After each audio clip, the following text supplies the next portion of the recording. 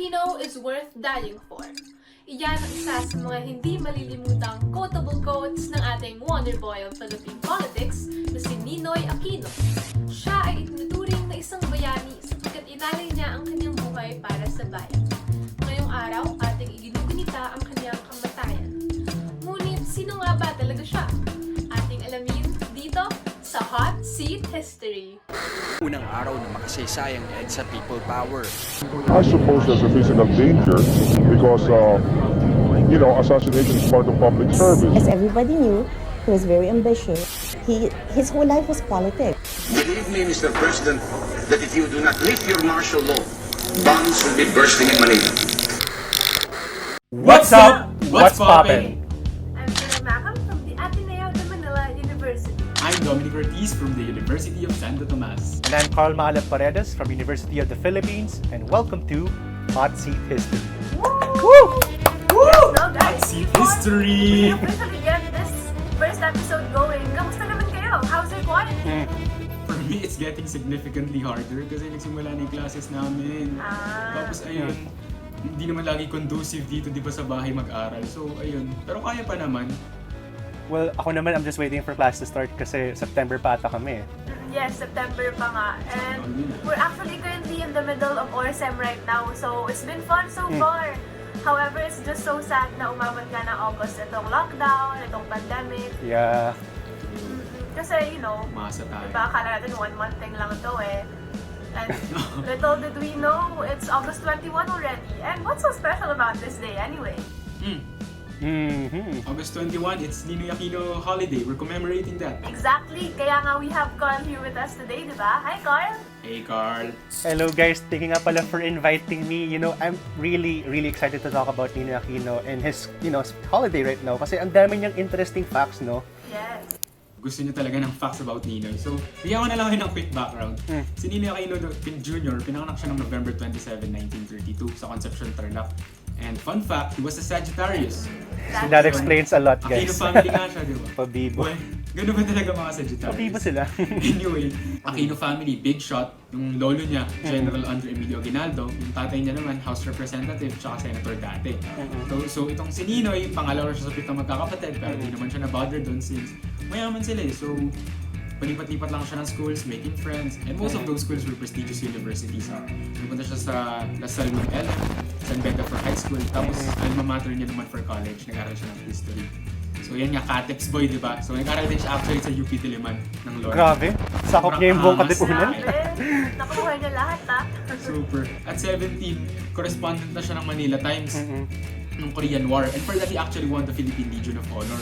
So at 23 naman, siguro dahil sa kanyang privilege and connections, he was already the youngest mayor of his hometown, Concepcion, Tarlac.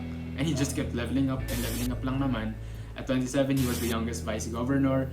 And at 29, he was the youngest governor. And at 35, he was already at the national government level. And he was the youngest senator. Grabe. So nung martial law naman, he was a really vocal critic of martial law kay Of course, Marcos. yeah. And yung talagang event na nag-cement sa kanya sa history books natin, today, what we're commemorating, August 21, na-assassinate siya. So, sa tingin niyo ba guys, dahil namatay siya sa gitna ng ganitong crisis, we should consider him a hero? Tara, pag-usapan natin. Actually, speaking of his connections nga and achievements, when he married Cory, obviously, he became interconnected na with the Coacos and tumulong pala siya sa pagbili ng Hacienda Luisita and even became the first administrator of this. But guys, I think unfair naman na that we're gonna blame him for the injustice that happened. Yeah. I mean, True naman. most of the things that happened, like yung pag hindi pantay ng shares, ng kahit meron na tayong agrarian reform, yung Hacienda Luisita massacre, like those things were really bad. But at the same time, he wasn't directly involved, and these things happened like after his time now. Pero ayun nga, hindi nga siya directly involved. Pero he was an administrator. Pero, so ayun nga, parang in a way, he was still an enabler. Tsaka hindi naman siya super linis na tao. Kasi like, imagine mo nung buhay siya, hindi niya tinupad yung kasunduan ng BSP tsaka GSIS na mag-allocate ng lands. So yun nga, nag-escalate pa ngayon, nagkaroon pa nga ng demandaan actually. So speaking of lands, puntahan natin yung Hacienda Luisita nga. It became known as a safe haven for NPA troops. And let me just spill the tea na rin. Si Ninoy daw, siya daw isang founding member ng NPA. And one of their reasons was nung governor siya, tinatago niya yung NPA dun sa Hacienda Luisita. sinasabi rin kasi nung iba na before pa maging senator actually si Ninoy ay nakilala niya na ang founding chairman ng CPP-NPA, which is si Joma Sison, who was also the chairman of Kabataang Makabayan noon, di ba? At sa bahay ng Ninoy sila nagpapalitan ng mga ideas tungkol sa political situation ng Philippines. Si Ninoy nga actually nag-propose siya kay Joma na magkaroon nga daw ng hunger strike against the Marcos administration para ma-push yung reforms na gusto ni Ninoy. Kaso si Joma siguro, ang dami niyang inaasikaso, di ba? Baka busy tao. So, he declined it. Actually, yun nga ni Joma in one of his interviews with GMA noong 2010 ata yun na wala naman daw silang formal alliance. There wasn't like a document to prove it. Like, although, sinabi nga niya, idabit nga niya that Ninoy allowed them to he opened Hacienda Lucita for the CPP-NPA. There wasn't really any direct contact or contract regarding, or any material support that they got from Ninoy. Ang isa pa kasing naging dahilan kung bakit sinasabi yung member daw ng NPA si Ninoy ay yung nangyaring Black Saturday, Plaza Miranda bombing noon. Grabe. Alam mo, I just recently know na August 21 din pala nangyari yun. So, parang internet conspiracy lang. Connect the dots. It all interconnects, guys. Parang lang Baka nga naman. We're living inside the simulation. Sobrang conspiracy talaga, di ba? Kasi si Marcos naman, may sarili din siyang ginagawang conspiracy noon na sinasabi niya na ang nagpasabog daw ng Plaza Miranda was the communists dahil gusto nilang pabagsakin ng government. So, di ba? At sinasabi rin ni Marcos noon na si Ninoy daw masyado niyang sinuspoil yung mga communists. So, that's why he concluded na si Ninoy, siya ang mastermind ng Plaza Miranda bombing na ito. Kasi wala doon si Ninoy nung LP rally na yun. Actually, sobrang funny lang talaga kasi parang naghanap lang talaga ng kaaway si Marcos or ma-pinpoint to blame. And at the same time, kasi ang alam ko, Ninoy was in a wedding at that time, so that's why he wasn't there. But also, it's been like, 5 decades now, and there hasn't been any clear evidence that if Ninoy was a direct partner with the CPP-NPA or if they had a direct alliance. Kung meron lang silang common ground, it could be that they were both against the Marcos regime. I mean, you got a point, Karl, meron na silang common ground. Pero isipin mo rin kasi si Ninoy tsaka si Marcos, pareha silang land-owning bourgeoisie elite. So parang bakit susuporta ng CPP si Ninoy, di ba? They're going against their own core values. Since we're talking about common grounds na nga, actually, ang dalawang tao talagang may common ground dito ay si Ninoy and Marcos. Dahil Ninoy was equally capable of the same kind of ruthlessness na meron si Marcos noon. Because again, they were both rich and powerful. At kung titignan natin maigi, they're not different from each other. Oo nga. Ayun nga yung isa nilang distinct similarity. Si Ninoy, galing siya sa prominent family sa Tarlac. Si Marcos naman sa prominent family sa Ilocos. So, I think it's really easy to get to the national government with their privilege and connection. So, yun nga. Ikaw, Karl, what do you think about this? Would you say that Ninoy was privileged? Well, I guess di natin ma-deny na came from a well-off family and that he was privileged. But I don't think that I don't think that it makes him any less considerate to the masses or to what they needed. Okay, that's true, no? But people also say that they're both power-hungry individuals as well. Dahil ito I quote in Stanley Cardo's book, Ninoy said that I built for power and till again. Hardcore. Maybe it's Ninoy being ambitious when he said that? Yeah, but wasn't Marcos being ambitious too, though? Diba, si Marcos, nung naabot ko yung ambition na yun, and even became the president, he held the power over the executive, judiciary, and legislative branches, and even the media. Diba, napasara niya rin yung ABS noon? And he was also the only president who won a second term. Ako, Ferdinand E. Marcos, ng Batak, Lalawigan ng Ilocos Norte, ay nihalal at itinanghal na Pangulo ng Pilipinas. And right before that term ended, he declared martial law na. Signed Proclamation number 1081, placing the entire Philippines under martial law. Also, narinig ko rin na pareho rin pala silang lumipat ng partido when it was advantageous to them. Yeah, actually, Gayle, ang alam ko kasi na si Ninoy, he was in the Nationalista Party at first, which was headed by Ramon Magsaysay. And then when he shifted to the Liberal Party, he was under Dado Macapagal. So these were two presidents, and this is really interesting na, he had all those kinds of connections. And at the same time, he became the Secretary General of the Liberal Party. So he's very charismatic talaga, no? Not only to the He knows his officials, way around. but to the people as well. Dahil, ayun nga, he united rival groups, and he even has the support of all opposition leaders. So, it's like the tactic of all Filipino politicians, including Marcos, where he built his career and so-called predominance by cultivating sympathizers and followers and negotiating alliances. Now that you mentioned it, parang na-realize ko na rin na ang daming similarities ni Ninoy at ni Marcos. They're like two sides of the same coin. And ang pagkalam ko, before martial law, this was right before martial law, he wrote in an article in a newspaper that the Philippines needed a man on a white horse to provide discipline and guidance. Ayun nga, diba? Exactly. Na the only difference was that Marcos was able to implement it through martial law. So ayun nga, we really have it easy na pag-usapan to since hindi naman natin na-experience yung presidency ni Ninoy. Pero meron din kasing CIA reports na nagsabi na he was a really an opportunista and that he was really consumed with his ambition to become a president. Tsaka nanggaling na rin sa mismong asawa ni Ninoy, kay Cory, sa isang interview na he was really ambitious and that he really wanted to become a president. Ninoy was, as everybody knew, he was very ambitious and he really wanted to be president.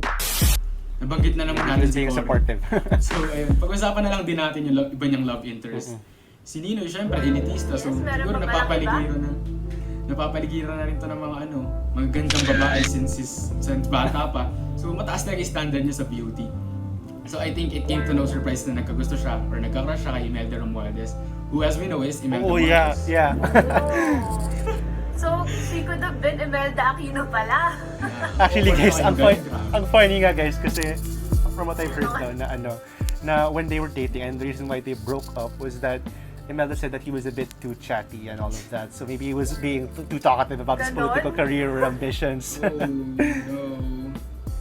Oh no. Baka kasi hindi ganun yung love language ni Imelda Marcos. Baka more on gift giving yun. Ano love language?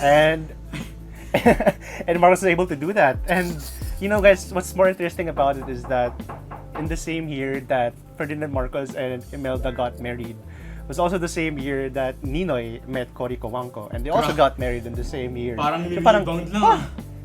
Diba? And then they're friends pa, and then so like, it's really parang pinagtadhana talaga itong dalawang pamilya na to, no? Also, it's really interesting talaga na they like the same girl kasi they were both close friends din pala. Frat brothers, in fact, part sila ng Upsilon Sigma Phi fraternity. So, breaking Personalan na yun, talaga. diba? Oo. Nakakatawa lang kasi isipin kasi kung ano-ano pa pinagsasabi ni Ninoy dati nung sila pa ni Imelda. Imagine mo, he called Imelda Marcos the most beautiful woman alive. Which is, I think, pwede pa kasi alam niyo naman mga magkakobos, di ba, nagbobolahan yan. Pero imagine mo, kinumpare niya siya kay Mama Mary, which is kinda... What? I don't know. Wait. That's so ironic, Imelda and all. But also, feel ko talaga binawi ni Ninoy kasi syempre, nung nakaroon ng martial law, Ninoy was the one very vocal about it. And siya mismo yung nag-speak out against kay Imelda kasi there was this one time na Imelda, had the Cultural Center of the Philippines built, which was a 50 million peso monument. And Ninoy called it a monument to shame kasi during that time, naghihirap yung Pilipinas. And during that time, ang dami naghihirap. So, to do something like that, and he even called her, he was like, Evita Peron daw and all of that. And syempre, nagalit si Ferdinand. So, diba? Asawa niyan. Yung asawa ni Evita Peron, asawa ni Juan Peron. Tsaka syempre, nagalit si Ferdinand. Sinabihin nga na si Ninoy daw, isang congenital liar. So, parang naging personalan talaga yung away ng politics ngayon, no? Pero hindi rin kasi natin masasabi talaga na personal yun, di ba? Because yun nga, martial law happened. And we all know that a lot of people were tortured, they got missing.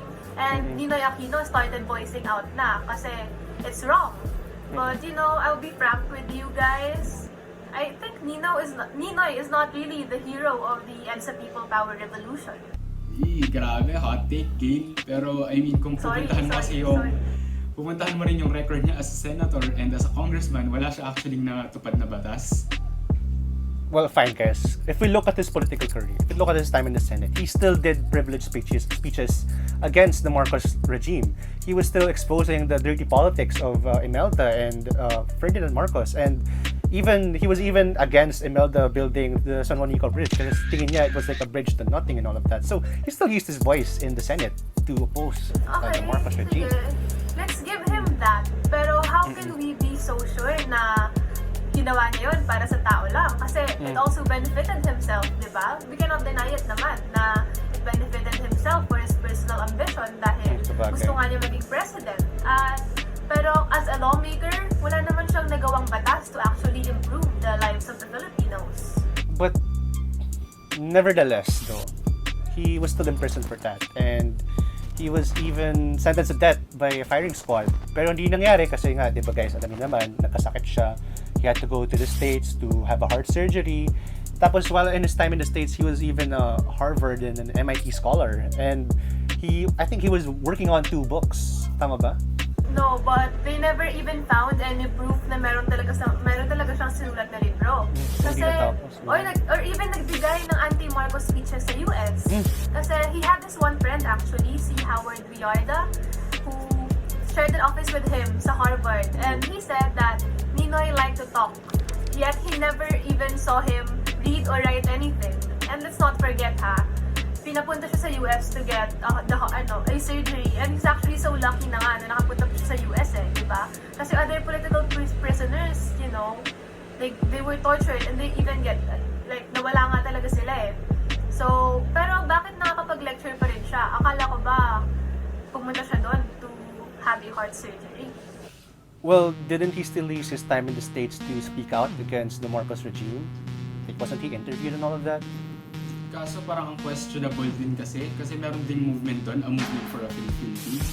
Tapos mas active pa raw yung actually mag-reach out sa mga Filipino communities para i-denounce yung dictatorship ni Marcos. Si Ninoy naman daw, he really left Cambridge. Well, ang pagkalam ko kasi, na-invite siya sa isang freedom rally sa Los Angeles in California, right? And there he was, in a rally symposium in MFP, and then he denounced the Marcos's conjugal dictatorship. No president may stay for more than 8 years. In 1972, Mr. Marcos was already 7 years in office. He had 1 year to go. Change the Constitution, sabi niya. So he called the Constitutional Convention in 1970. We were a handful in the Senate who denounced this, and I told the Senate, we should not allow an open Constitutional Convention because it's very dangerous. Okay. Pero, I mean, in the end, isipin mo, pinapunta siya din ni Marcos even though he was a political prisoner para magpagaling. And ayun, habang chilaks lang siya doon, milyong Pilipino yung nagsasuffer dahil sa martial law and we're getting killed. So, I think that really speaks volumes of his privilege. Okay, sige, sabihin na natin na yung privilege nga siya. And that, compared to other activists that were getting killed, syempre, he got lucky because he was close with Marcos. But, at the same time, even with the privilege given to him, he still came back, di ba, to fight for our democracy, di ba? Like, he still had that decision to make. And he did that decision.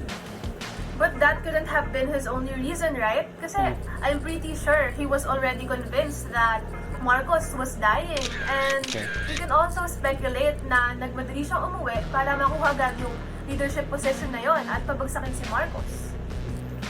But still, he risked that. He risked his life. Kahit na binala na nga siya ni Imelda na may mangyayaring peligro sa kanya. So, he was warned and he still went on. And that assassination, that death, you can still say, di ba, kahit paano na it had a big impact on the People Power Revolution. Feel ko more of a romanticized story lang yun kasi nakakakilig talagang isipin naman may public figure na talagang was willing to risk his life for the Filipino people. Parang nakakakilig lang talaga. Sabagay. Tsaka imagine mo, it took 3 years para mabuo talaga administration. I think he was a part. Pero I think it's more of the collective anger ng people dun sa injustice tsaka sa oppression na nararamdaman nila. Tama naman.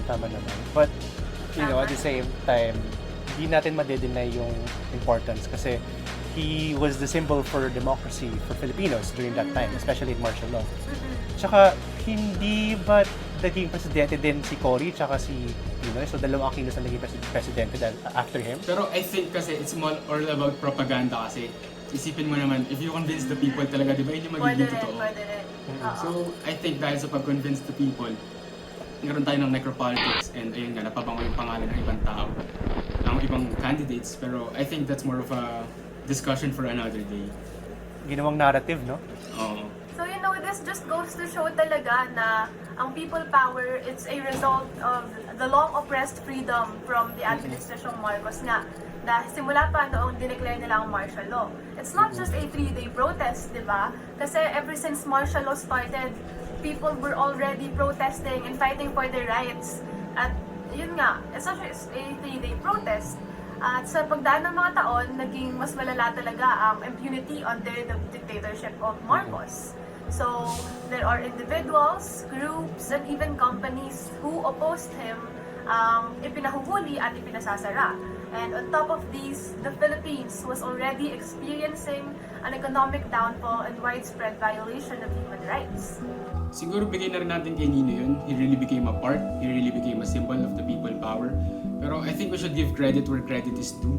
And that is with the people.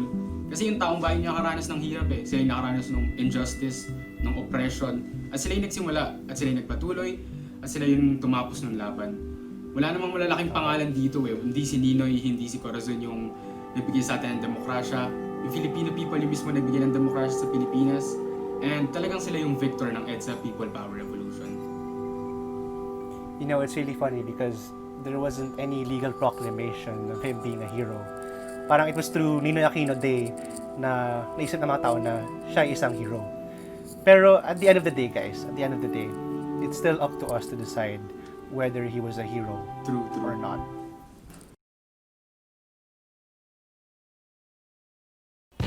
We hope you guys enjoyed this episode of Hot Seat History.